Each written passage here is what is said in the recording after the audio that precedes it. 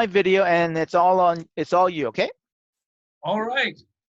So everybody, thanks a lot for joining. My name is Ari from Capital Real Estate. Today we're going to talk about how we were able to add significant value to an apartment building in only 1.5 years. And the idea behind this is, the objective of this presentation is really to give you guys that inspiration to take action and see how you take action. I'm not selling a coaching program. But at the end of this presentation, we're going to be giving away this presentation. We're going to have a LOI template for making offers, an underwriting template, and also opportunity to set up time and chat if you want to. But without further ado, we're just going to go into the presentation. We're going to talk about me, who I am, essentially my background, how I found the niche of going into apartment buildings and why we decided to do that, how we closed on this deal, everything from making the LOI, negotiating, underwriting, everything like that, and then how we were able to add significant value to it. So about me, I started my career in journalism, working in newspapers. I saw that there was not a lot of opportunity in the future when I looked at that industry, so I decided to get my MBA and transition to sales and marketing. I went to University of Michigan, Ross School of Business, and actually the business school, I didn't know this too much at the time, but it's named after Stephen M. Ross, guy who's been very successful in real estate in New York and multifamily and retail. And one of the things he said is, when he got fired from corporate America, his job at Bear Stearns, it was one of the best times in his life, because then he really realized he had to take action and really find his entrepreneurial niche, right? So I was in consumer goods companies for 12 plus years, blue chip companies. I worked for Reckitt Benckiser, who's out of New Jersey, Parsippany, New Jersey. I lived for a while, and they're doing, I think they're a good company. I moved to Kraft Foods, got a lot of good marketing training, and Hershey. And then I became a kind of an accidental landlord, right? So we were trying to sell our property, and then someone came up to me and said, I will rent this for you. Tell me what you want to rent it for. So like any good MBA, I went back and I kind of crunched the numbers. And I got back to them. I said, $2,000 a month, would that work for you? And it worked for them. And then kind of the rest is history. And I really saw that, I had the temperament to be a landlord, and the financial results was there. So it took me a long time. I've probably been doing it for about 5 years on the side, and just recently went full time to real estate. But it took me, a sense to find out what my niche was. And that's what I really want to talk about today. Today we have over $2.5 million of real estate assets. So like Paul was saying, good thing about this conference, you have people that have thousands of units, right? But also people like me that just kind of took the plunge, and now we have close to 40 units at this time right now. But like, it's taking that first leap and that first lunge, which is really important. So a lot of, what sort of real estate investing should I do? This is a really big question that everybody has. So if you think about, what you're good at and what you're not. So I kind of assessed myself. I'm not very good at fixing toilets or appliances. I don't have any, much background at all, anything electrical or carpentry, bookkeeping. I had a very demanding corporate job at the time, so I don't have enough time to drive for dollars and things of that nature. Also, like, some wholesalers have a really good script, and they're really good at, relating to the local motivated residential sellers. Like, that wasn't me, because I didn't have a lot of that background, so I wasn't really able to connect with them. So what does that mean? Like, I can't get the deals cheap enough. I can't DIY the deals myself and, fix them up myself. So I got to find out another way, what else I could potentially do, what niche I should focus on. Another thing I didn't really understand was like the financial intricacies of note investing. So I was like, I'm not going to do note investing. I can't really be a flipper. I'm not going to be a wholesaler. I like the idea of buy and hold. I already have an income, and my wife works too. So like, we're saving a lot of money. We can invest into real estate, and we wanted to do kind of buy and hold real estate.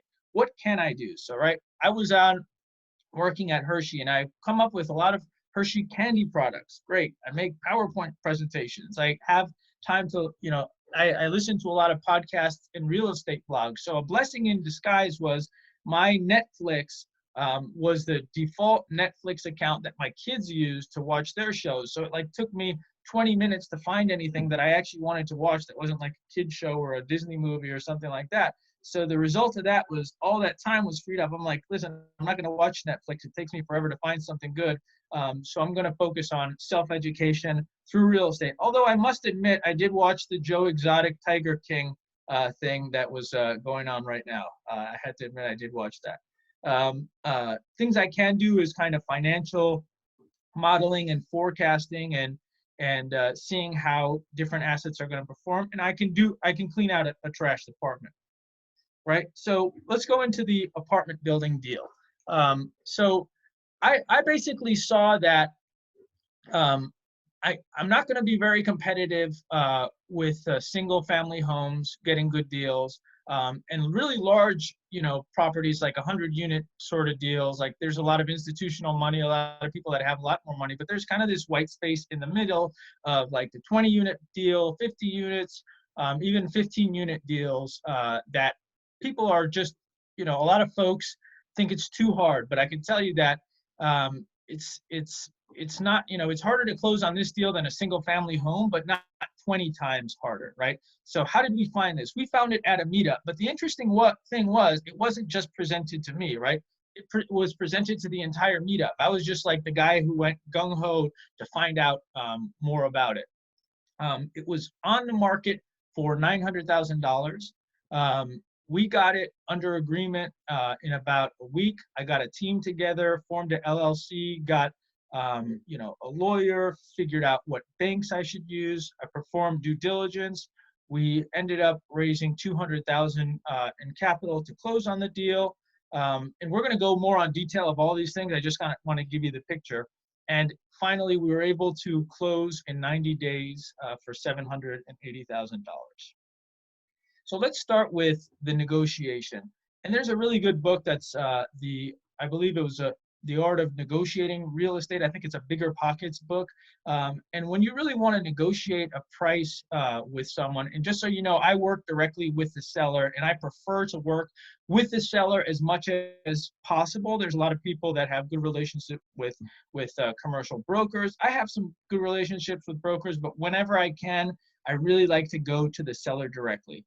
The main thing that you want to know in anchoring is basically what is the lower price of these three things? Like, what did they buy it for? What are, close comparative properties that sold for a similar for a price? And then what's the assessed value? So if you look at all of those three things, you want to go and anchor and start that conversation with what is the lowest of those three. So you can kind of, start it from there and just keep repeating that number over and over to the seller so they know, right? And then another thing that's important is really understanding their why, right? So empathy and understanding why they want to sell. In this particular case, it was a partnership of three individuals. One of the individuals was looking to actually expand their restaurant business that's based out of Pennsylvania to New Jersey. So they wanted more liquidity, right? So that's really why they wanted to get out of it, and they bought it, and they actually made improvements to it, like they were gonna hold on to it, right? So they were gonna hold on to the deal. They upgraded, they blacktopped the whole parking lot. They did a whole new roof. So understanding that and why they wanted to sell made it easier to negotiate when I frame things in ways that would help them achieve their goals. So another thing is building credibility, right? So building credibility with the seller is identifying anybody in common that we have and see if we can build a relationship that way. Another thing is I was super transparent about my finances and background and when we put together the LOI. So like, this was the first time that I did a deal this size. So what I was like, here's the offer, and hey, here's the picture of the bank statement with the money in that we can make the down payment. Here's a here's a printout of my Mint account. Here's all my, financial details. I was like straight up with the seller, gave them all that information. And that made them think that I was a better buyer, right? We had people in common, because a lot of times these sort of deals is not necessarily just the highest price wins. It's people that you want, it's also people that want to close, that you can close. Something's going on Zoom. What's going on? Sorry. Is everything okay? Yeah, I could hear you. It's just probably going, just probably because of bandwidth. So, but we can still hear. Okay, cool. Can people see my screen, the presentation? I can see it. Okay, perfect. All right. And then the escrow money, right? I put for the escrow money is we put a escrow money down of $100,000, right? Why $100,000? That's much more escrow money, than would be usually put down for a deal of this size, because we wanted to prove to the seller that we were the strongest buyer, we were the best buyer, and we were going to put everything in to do it, right? At the end of the day, it's easy to get out of your escrow money, especially if you have it with your lawyer or your title company, right? Which is where we had it. But having a figure like that is makes the seller think that you're a stronger buyer. You could put in $50,000, but every little thing helps, especially if you're going to put in an offer that was not, the asking price. So basically, when you talk about what price, I like to put in odd numbers, and I'll give you a sense of how this played out. They were asking $900,000, right?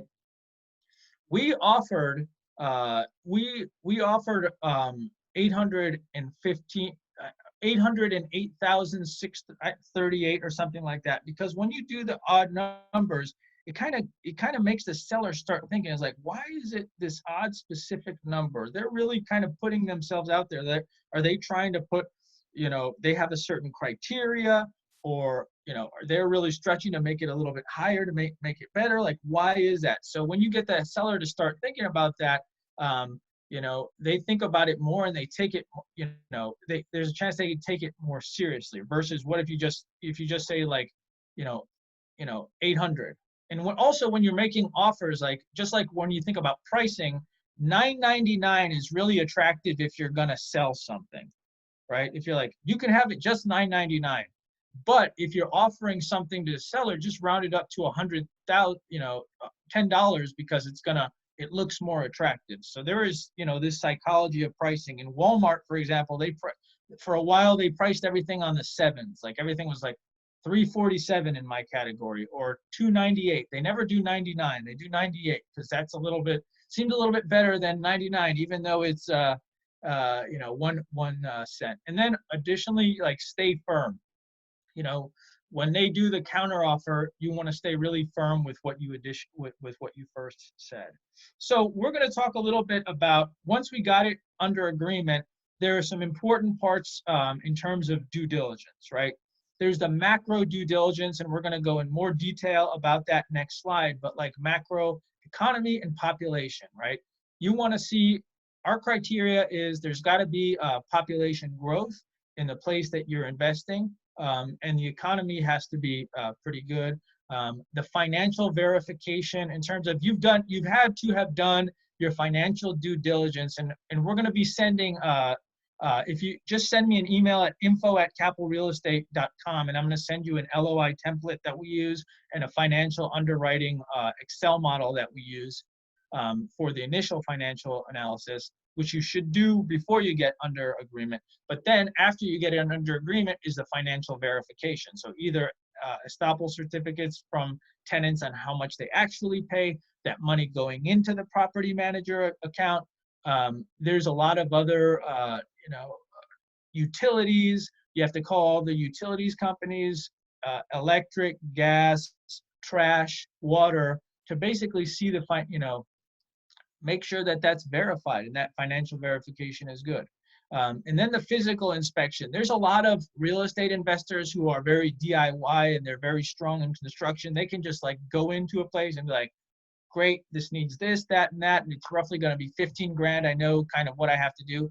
Like I said earlier, I don't have a lot of that expertise. So I paid the full price for like a really robust inspection. I think we might have paid 2 grand for this. I don't remember exactly, but it was worth every penny because they went into every tenant's unit, took a photo. So we understood like what are the capital expenditures that are coming up? What is the condition of the different appliances? So like we had a list of, unit 303's appliance, oven is 15 years old, it's going to need replaced in 5 years, or that level of detail. Like I'm willing to pay for that, especially with this sort of deal, and I would encourage you guys to do it too, and get more experts involved. I think there's a lot of real estate investors in my market that waive inspections, don't do inspections, and then they have that expertise, they can, but sometimes you can get burned. So like you want to avoid unforced errors as much as you possibly can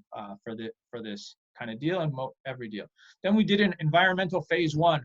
We actually identified that there were underground storage tanks in this property. So that almost killed the deal, to be honest with you, because if we had some sort of leak or something, there was groundwater underneath, we would have been in trouble. So we paid to have an environmental company come by and do, dig underneath to make sure that they were sealed off properly and there wasn't leakage. And yes, they were sealed off properly. There's no leakage.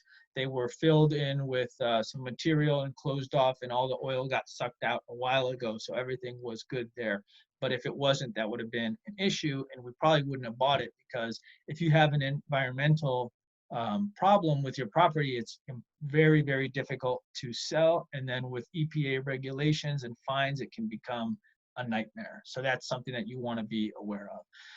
And then the bank appraisal. So we went through an appraisal for the bank, and that's important. So I'm going to talk a little bit about more deep into the macro analysis for the due diligence. So it's got to have population growth. So what I do is I go to bestplaces.net. That's a good website. And just so you know, guys, I'll share that. You can write this down and ask questions, but I'm also going to share this presentation. Just reach out to me and I'll share it with you. Bestplaces.net will give you the income per capita and understanding how much it costs, the median home value. So if you look at those two things, and there's a big gap between the median income and how much a house costs, that's actually a good thing, because that's more so a renter's market, right? So if you've got homes that cost 300 grand, but the median income is only 50 grand, 60 grand, 70 grand, then that's going to be a stronger renter market, right? Because you're competing against these people could buy their own homes, right? So you want to do that due diligence when you're doing this. And then the next thing also is job and economic growth. So this part of the country where we are investing is emerging as a major transport hub for the Northeast. Areas like Carlisle, where you have people on the phone, have an Amazon logistics center. The thing is huge. You could see the thing from an airplane, and like I'm going over it, and you can still see it for a while. I mean, it's huge. There's a lot of food processing here. So for this COVID situation, a lot of people have had issues with tenants being out of work, especially tenants that have, work in retail stores, things like that. I'm fortunate that most of my tenant base is working in food processing, logistics, and more essential sort of things to the economy, and things that there's growth right now. Like if you look at e-commerce. So we also invest. If you look at Bell & Evans, their organic chicken, they got distribution right now at Whole Foods. Their business is doing really well. PetSmart. If you look at the amount of money that people spend on pets, and also the U.S. Army, they're not going out of business anytime soon. So, a diversified and a good economy. You want crime to be below national average, and you want it to be declining. So if you look at citydata.com, put in the zip code, and it'll tell you, burglaries, theft, a lot of different crime metrics that you're going to want to see to make sure it's a good place to invest. And also, following the newspapers and things of that nature to see is any construction happening, what's happening, because limited construction also gives you, if the population growing, the economy is growing, yet there's not a lot of construction, especially in apartments, that tells you that there's less housing, which means that there's an opportunity for rent appreciation, right? And then also niche.com is very good for flippers and stuff like that, because it gives each neighborhood a rating like an A, B, C, D. What is the schools like? So I recommend those. And I just wanted to make sure, oh, I didn't talk a lot about this, but I want to talk really quickly about how we got it under agreement for $780,000. So we were doing it when we got it under agreement for $815,000, but the bank appraisal didn't appraise because we didn't get any parking rent credit because the parking lot didn't have any lines in it, so they didn't count any of that rent. Also, we had a superintendent that was getting free rent. And also there was like a bad, tenant shouting match that was going on while the appraiser was there. So basically the appraiser appraised it for $780,000. And then my bank was like, well, we're going to lend at $780,000. So that's what I told the seller. And that's really how we got it for $780,000. So a lot of times if it doesn't appraise or you get a bad appraisal or something happens, it could be a blessing in disguise, because that's what helped us get it for a lower price. So let's talk a little bit about the fun stuff, the apartment turnaround, immediate steps. So this apartment was had a lot of problems. You had a lot of people with, reptiles, amphibians in their home, in their units that was creating mold, that people were smoking marijuana in the basement, urinating in the basement, we had to probably turn over out of all the units. We probably had to turn over about 50% of the units, really, to create that security and that good tenant cohesiveness, because I feel like security is paramount when you're turning around a building like this, because if people don't feel safe, they don't want to live there, they've got kids there, like you have the responsibility to create a better environment for these folks. And then another thing that we also did was we fixed a door in the back that you had people just coming in that didn't necessarily live there. So you got to execute those those changes, and then renovate and increase rents as quickly as you can. The next thing is really assessing the property management staff process and identifying improvements. We saw that the superintendent, very nice guy, but at the end of the day, he was not adding as much value as what he was being compensated. He was getting a free apartment. He was getting 2 parking spaces. He was getting all free utilities, probably a value of almost $1,000 a month.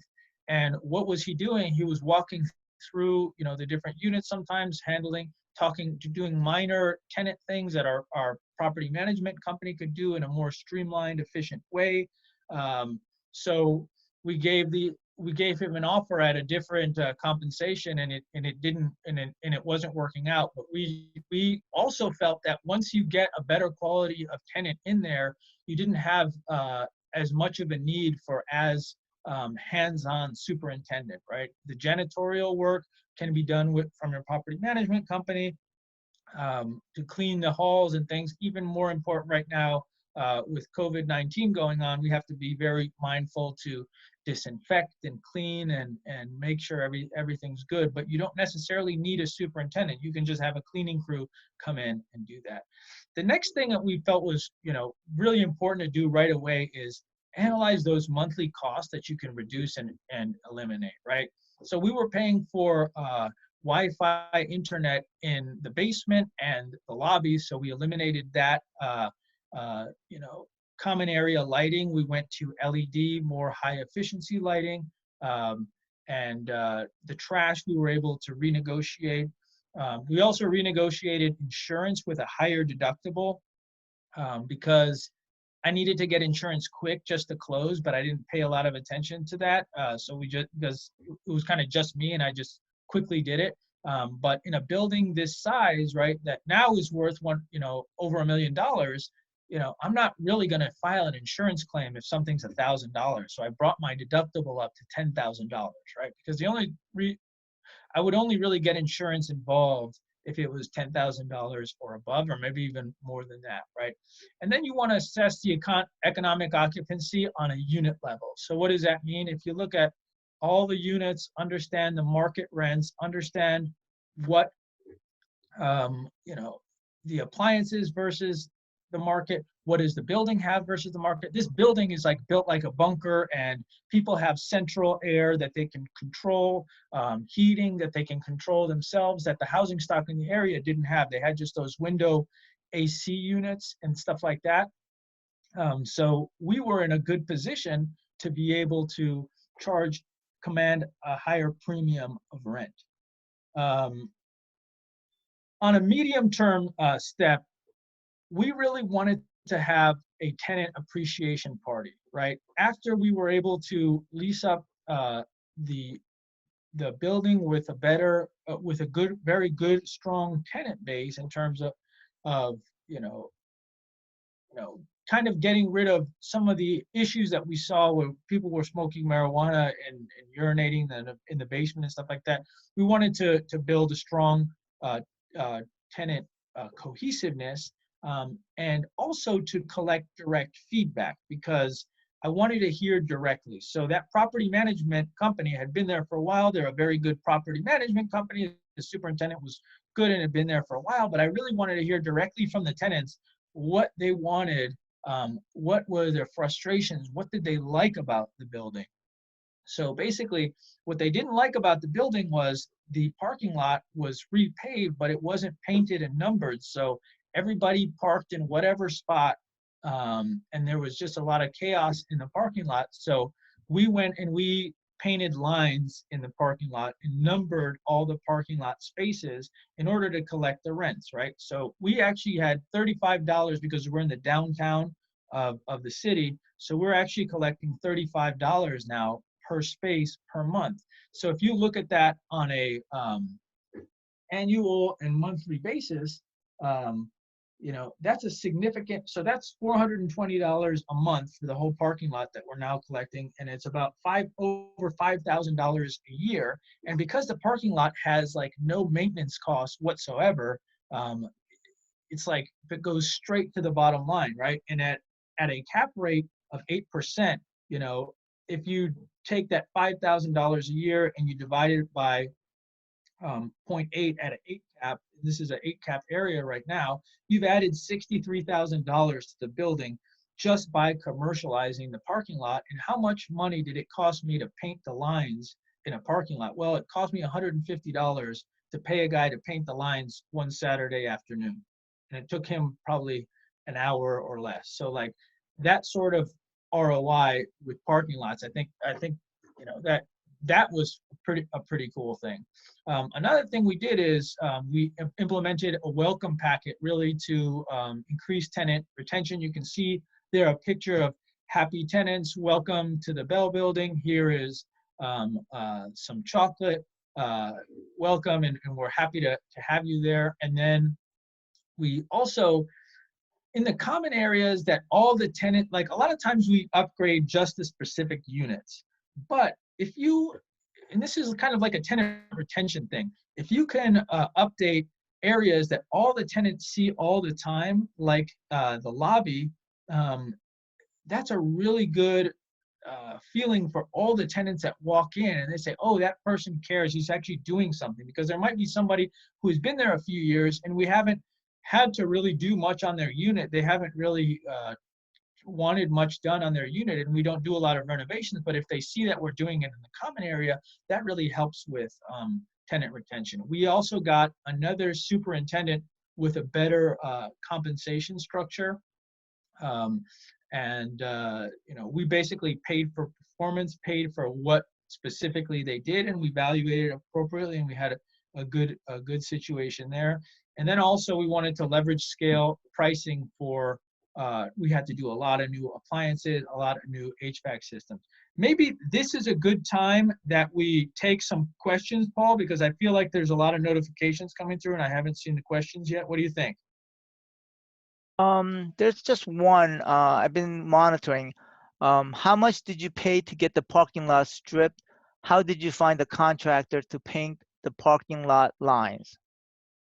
I paid, I think it was $150 to paint, to get the parking lot lines done, and I found them just from a referral from a local investor Facebook group. I said, hey, who's going to do the parking lot line? Because the previous the sellers have actually totally blacktopped the parking lot. They did that. They probably spent several $1,000s to do that, but they didn't paint the lines, which I found curious. I don't know why they painted the lines, but just painting the lines got us a pretty good return there. All right, cool. Let me go back to the presentation. Another thing that we did is that we have an adjacent building that we got with the Bell building, and this adjacent building was 4,000 square foot, and it was rented for only $750 a month, right? So it was a pawn shop called Goldmax Express, and they only utilized the whole building for only $750 a month, right? They didn't really use the top 2 floors, a little bit of storage for stuff that they were selling on eBay, but that tenant didn't work out, and we had to transition over to a new tenant. But when we did that, we blocked off an area so we could have develop the 3 units up top that you look in the top, second, and third floor. And by doing that, we were able to increase the gross annual building rent from $9,000 to $40,000 a year by having 3 additional units on the top, by still maintaining the similar rent on the first floor, right? We brought better tenants and really had a positive community impact. So right when we got this building, we were talking to the city and just kind of introducing ourselves. And they said, they didn't really like that pawn shop because it was attracting crime, and there had been some articles written about it, and had a bad reputation. So we kind of made it a mission to watch them closely and watch if there's any crime there, because we were really trying to revitalize that area a little bit, because again, we were telling you what's happening in the building. There was people smoking marijuana, urinating in the basement. There was crime. Shoplifters went to this pawn shop to sell stuff. So we thought by having a better quality retail tenant there, it would help improve the value of all the assets, adjacent assets, right? So we got a very nice ice cream shop there right next. And we've got a very detailed story about this on YouTube that I recommend you guys check out. It's real estate investing for social impact on our Capital Real Estate channel. So where are we today? So basically what we did is we had the 20 units Bell building to this Bell block. So it was 20 units, but also those 3 additional units that we're developing. And also with this money from the appraisal, what we did was we took out a construction loan that's temp to perm, which is going to allow us to develop 6 additional units in an adjacent building that we bought. And I'm going to show you a picture of that. We had gross rents of about $140,000 when we bought it. Now gross rents are $170,000. And we also have $175,000 actually, and then a potential of $260 with these 9 additional units, right? We had minimal parking rent. We got enforced parking rent. Laundry actually was very pricey in the basement, so we were able to negotiate to get a lower priced laundry, and utilization and revenue went up because of it. Our fixed maintenance in terms of the superintendent was we saw a major reduction in cost there too. And we had a lot of deferred maintenance, and we did almost $100,000 in capital improvements. But I just want to reflect that we really did most of that based on the cash flow and the repairs and maintenance reserve that we have. So when we first got it, there was an unsafe feeling in the building. Like I said, people were smoking marijuana and urinating in the basement. People had a lot of amphibians and reptiles in their units that were creating mold and things of that nature. But then we were able to get new tenants in. We had a tenant appreciation party, which we have now every year. We got tenant feedback. to create a better sense of community cohesiveness so you can have better tenant retention and a better experience and really improve the lives of the folks that are living there. If they're living there with kids and their families, like, you want to give them a nice experience, right? So we purchased it for $780,000, and now we appraised it at $1.4 million. And what I wanted to do is just really close. Can you guys see my Excel spreadsheet or no? Can you guys see it, No, Paul? Or I got to no. share. Okay, let me just do new share here. So this is the Excel underwriting template that I'm going to share with you guys. Just reach out to me and I'll share it. So this thing cash flowed at about $20,000 when we first got it at a 50% expense ratio. The gross rents you see there at $140,000. What we did with the improvements is we brought it up for about $175,000, bringing the expense ratio down with some of the cost improvement and with the fixed maintenance, and cash flow is up to $50,000, right? So that's a significant increase, and that's what really resulted in the valuation.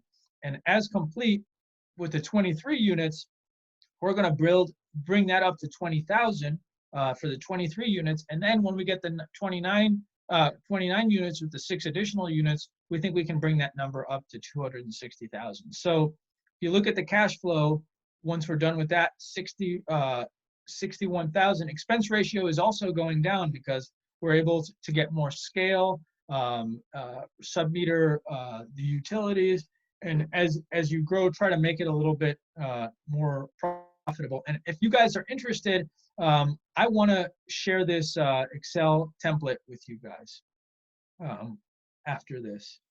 I put your contact information on the bottom. So we have about like 5 minutes because I gotta go to the other session. But Okay. so let's just go quickly and answer some of the questions. How many years did it take? You want to unshare your screen so that we can both be on. Let me unshare. Stop sharing. All right, there we go. So, so Jody is asking, how many years did it take from doing the the diligence to then the 1.4 million assessed? About a year and a half. About a year and a half. Okay, and a year and a half goes fast. Yes. Goes fast, right? Yeah. And then let me just go up. Stacy's in northern New Jersey. Where do you recommend purchasing multi-units, maybe 10 units and under 1 million, just starting out? I would say that there's a lot of areas like by New Jersey. I would say look in Pennsylvania if you want it to be close by. Also, people of the Southeast, Midwest. I would recommend though that you go to bestplaces.net, put the zip code in, see how the population is, because a lot of places, like, you could have great cash flow, but the population is declining. It's not a good place to invest. You want to make sure that the macro stuff is going strong before you invest somewhere. Yeah. Okay. And then Jody's asking, how many people are involved in the purchase of this apartment? And also, did you renovate all at once, or did you slowly remove the people, then renovate when they moved out?